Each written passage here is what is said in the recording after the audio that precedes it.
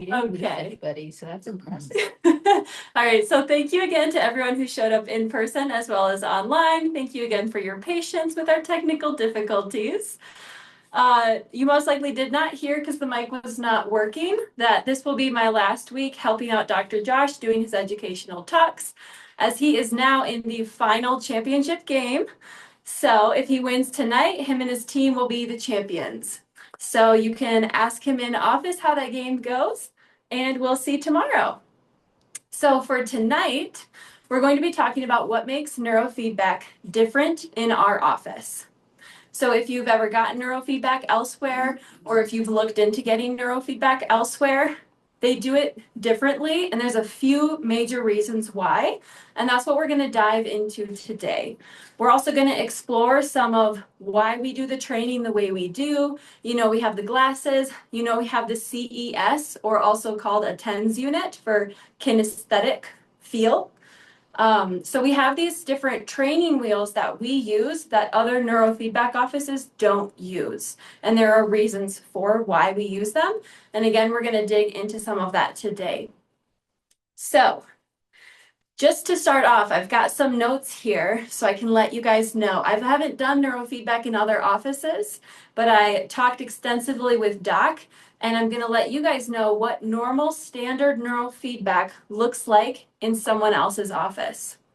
So it's similar to where you have the computer and you have the probes somewhere on your head based on where you're training. You have the headphones with the auditory training. Now, if you guys recall in your training, you have that like static and you have like there are harmonics that go on. They, in other neurofeedback, only have the music. So they just have the music cutting in and out as a reward system. Then they have the probes, like I said, and then most of their training is actually eyes open. Has anyone here in this office done eyes open training? No. No, because most of our trainings are actually eyes closed. That's where a lot of the stuff is.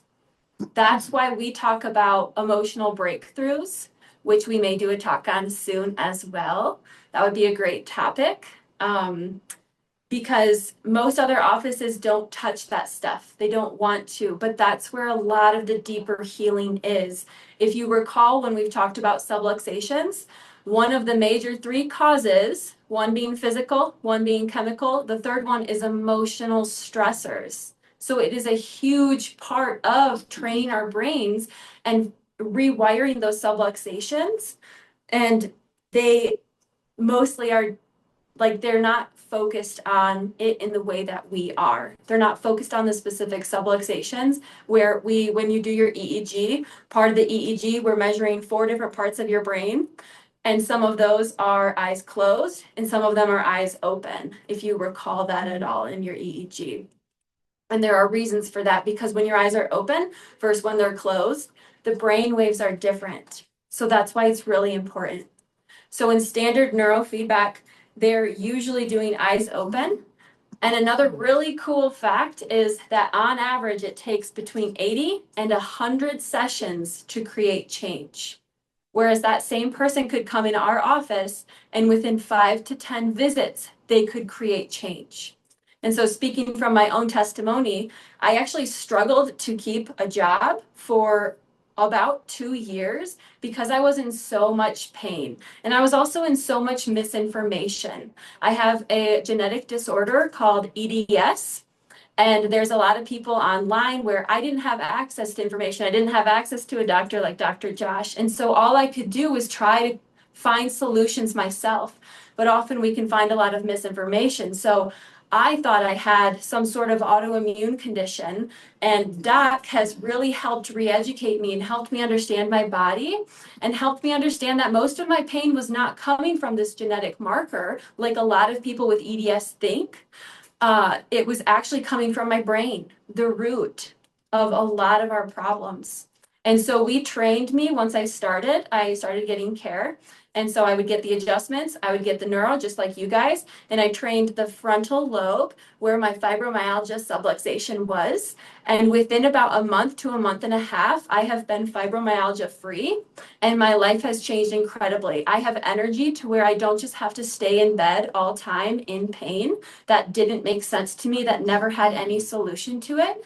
But the solution was rewiring my brain through the training that we do in this office. So in just a month and a half, I shifted that where I have spent years trying to find answers. Another cool fact about normal standard neurofeedback is that on average, a neurofeedback session, which is only neurofeedback, they don't do the adjustment, is between $100 and $200 on average for one session. And those of you on the admin discount here know that you're paying a chunk below that, especially if you just look at the neurofeedback cost that we do. And also, you can pay up to $700 for one neurofeedback session based on where you're at. So that is standard neurofeedback in other offices. And now we're going to step into ours. So I'm going to use this whiteboard behind me, and I'm going to draw up, for those of you who have written down your protocols in your notebook, you've written a protocol similar to this. A lot of people in our office do O1 training on the occipital lobe, and most offices do not even touch the back of the brain because it is so complex. But Doc has done so much research extensively that he understands how the brain works synergistically. And so we do a lot of this training. And O1 is where you can have self-medicating behaviors. If you have this subluxation, you can have anxiety, depression. So a lot of those issues that a lot of people are struggling with today, they're located in your occipital lobe where other people won't train, but we will.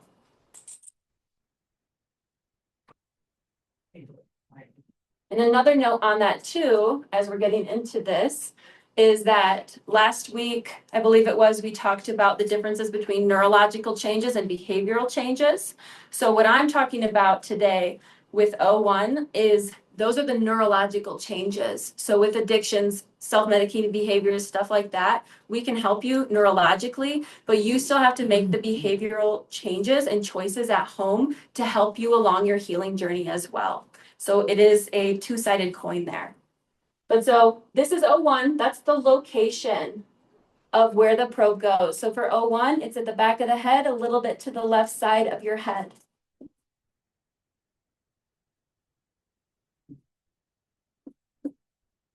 Then we have what we're actually doing in that area. What the neurofeedback you're set up for is actually rewarding your brain for creating. So in this location, this could also be FC for the frontal lobe in the middle. It could also be CZ. So there's different locations, and it depends on how long you've been in our office and what trainings you've been doing, but just so that you know. So we're doing O1, and in that location, we are pushing theta waves and we are suppressing beta waves. So this can look a little bit different based on what we're doing with your brain. And again, how we figure out what to do here is based on your EEG and what subluxations show up. So this is the main protocol. But then we have our training wheels. This is what sets us apart from other offices. Training wheels, or the more scientific term that Doc told me today, is entrainment. So it's neuroentrainment. So it's assisting your brain in training itself through the reward system that neurofeedback does itself. So we also have our CES, which is a TENS unit. We call it a CES here in office. So you'll have a CES and you'll have glasses, GL. This is what mainly your setup is going to look like. The location, what we're actually training, the CES training wheel, which is the kinesthetic, because what we're doing is we're playing on your senses. We're helping your body and brain learn together. So we have the CES. For O1, we usually do HT7. These are meridian points. So for this, it's heart meridian 0.7. Now, some people, like we have a patient in office doing this protocol, and she's had really bad neck pain. So she actually is taking a break from doing it here, and she's actually doing it on stomach meridian 36, because that's going to help her particularly. So we don't just have these very in-depth protocols, we're constantly changing them to help you with where you are in your healing process. So we've got our kinesthetic, and then we've got our visual. So again, when we have this up here, automatically you have headphones on.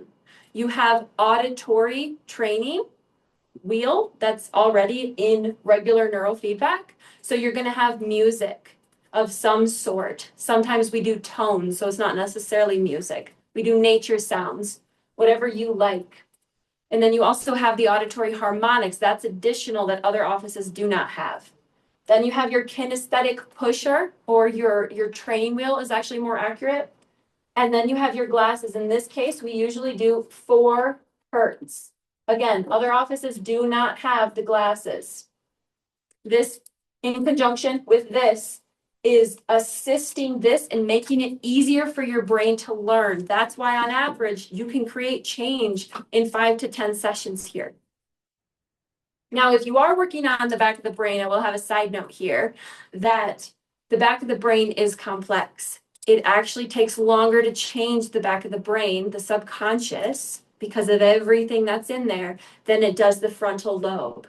So when you are doing O1, you're committed to your healing journey. You're committed to changing your life. And you're committed to however long that may take. More than 5 to 10 sessions, it doesn't matter, because you're here for the long run. Now, if you are on O1, you can also talk to doc about if you have any other things come up. So maybe you've been experiencing a lot of brain fog, but you've been doing O1 for a while. Or maybe you've been doing O1 for a while and you have this hip pain that just won't go away. You can talk to doc on the table, and we can actually change your protocol for that day or for the next few sessions to help you with that immediate issue that you're experiencing. Because again, we want to meet you where you are. So this is what a standard O1 procedure protocol looks like in our office. Now, if you've written down in your notebook your protocol, you may have some other things. So you may have plus SS. That's serene sweep. This is an even additional auditory training wheel. So for people who have PTSD, for people who need, I believe it's mood stabilization, we add this in. So if you've had a really tough day, you can mention that to us and we can add that in to help you meet your numbers that day. You also might have a PEMF. Now, PEMF is slightly different. Everything we've talked about so far trains your brain to do what we want. It's you learning how to ride the bike.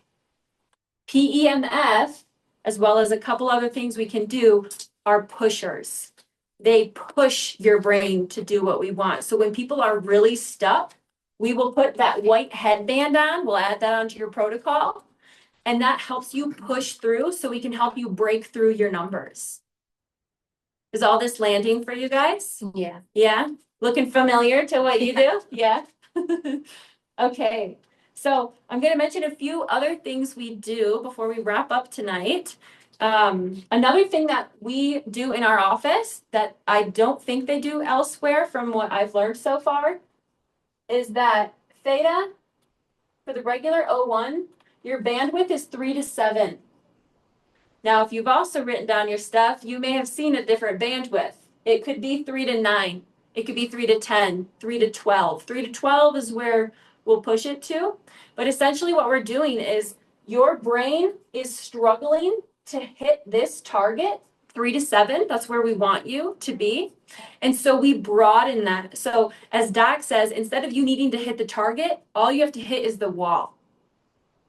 And then you hit the wall and your brain starts experiencing what it's like to actually be in the right balance that we want it to be in for whatever symptoms you're experiencing to help move past that. So we'll move you up a greater bandwidth. And then once you start hitting your numbers, then we're going to start training you back down. So that's a really important part of our trainings here and why we communicate with you and why you have notebooks. Because the more that you're on top of what you're doing, the quicker we can make changes to your protocol and we can work together. So if you're at 3 to 12 and you're hitting your numbers, then we're going to make that bandwidth smaller. Or if this is your protocol with the PEMF, we're going to take that pusher away once you start hitting your numbers. So every time you're hitting your numbers, once you do it a few times in a row, that's when we're going to talk to you and we're going to start eliminating things. Because then we're going to get you back to the standard, just like other offices do. But we helped you get there with that neuroentrainment, with playing on all of your senses and helping your body and brain work together. So we also, on top of everything I've already mentioned, we have additional kinesthetic as well. We have a vibe plate that we can introduce in your training. We don't usually have to do that, but if we need to, we can. We also have a laser that we can use. That's not the new laser that Doc got that he's been using. It's one to use during your training. And then we can also run the glasses or run the CES, and those will act as pushers, just like the PEMF. So again, when you're getting stuck, that's when we start introducing those pushers to help get you there. And another huge part that we do in office that they don't do elsewhere is that we combine chiropractic with neurofeedback. Because when you get your adjustment, Doc is not doing it pain-based, he's doing it brain-based. So he's doing a hemispherical adjustment. You might notice he does your fingers, he does your wrist, he does your ankle, because you can talk to him a lot more about that than me, but he has a lot more experience in that part. But it is in combination, like connection to your brain. And it is allowing you to, when you get adjusted, you create between 10,000 to 100,000 new neural connections. And so it's basically like these new pathways in your brain. They're like basically little, he called them like puppy neurons. And so then you go do your neurofeedback afterwards, and it's like you're training a puppy. You have these new neural connections that you get to train and you get to nurture with the neurofeedback. Now, if you don't get the adjustment beforehand, you're playing on the older neural connections that you've had in your brain. So it's like training an old dog. It's like the water is moving down this pathway and you're trying to get it to move down a different pathway, but it's so deeply trenched out that the water is going to keep moving that way. It's hard to make a new path. So the adjustment really changes the game. And then beyond that, a few things of if you are struggling to hit your numbers, we also combine functional medicine. So if you're struggling to hit your numbers, it could be because you have brain inflammation going on, and therefore your brain is not able to hold everything that we're teaching it in the adjustment and the neuro. And so that's when we may have to do extensive blood work to really see like what is causing this inflammation in your body and your brain, so that we can get you to a healthy point, so that we can continue to train your brain, one, to heal you, but also one of Doc's passions is to train you for peak performance or optimal performance. So if you're an artist, we can actually boost your creativity and your artistic expression. If you're an athlete, we can actually boost your ability based on, I believe it's the motor cortex up at the top. So if you're doing CZ, a lot of that has to do with movement stuff. And so we can train you to be a better athlete. We can train you to be a better CEO. We can train you to be more in control healthfully of your emotions. And so there's so much potential beyond just getting yourself to a healthy place, but to be able to live out your dreams and create the life that you want by training your brain with what you need in order to get there. So with that, we're going to wrap up tonight. Are there any questions before we head out? Is it all that making sense? Yeah. Yeah. Did you learn something new with that? I know there's a lot in doing neuro, there's a lot. Yeah, I didn't know what any of those things were. Like I just like randomly write things. Yeah, So yeah. I didn't realize like the abbreviations and what they were really for. Yeah, that was why But I you wanted to do this talk. Yeah, yeah. And we get that a lot, Yeah. that like you guys trust us and you understand that we know what we're doing here. But I think it's so powerful when we understand the whole setup. We understand what we're doing. We understand why are we taking glasses away? Why are we doing these things? So if you do have questions, feel free to ask us too. Because whenever we're setting you up, you have that time to chat with us and we can let you know what's going on. So with that, we're going to wrap up this evening. Thank you again so much to everyone who showed up online and in person today. Thank you. And you guys will be back to Dr. Josh next week. So thank you again for letting me join you guys for the last 3 weeks. And I'll see you guys in office.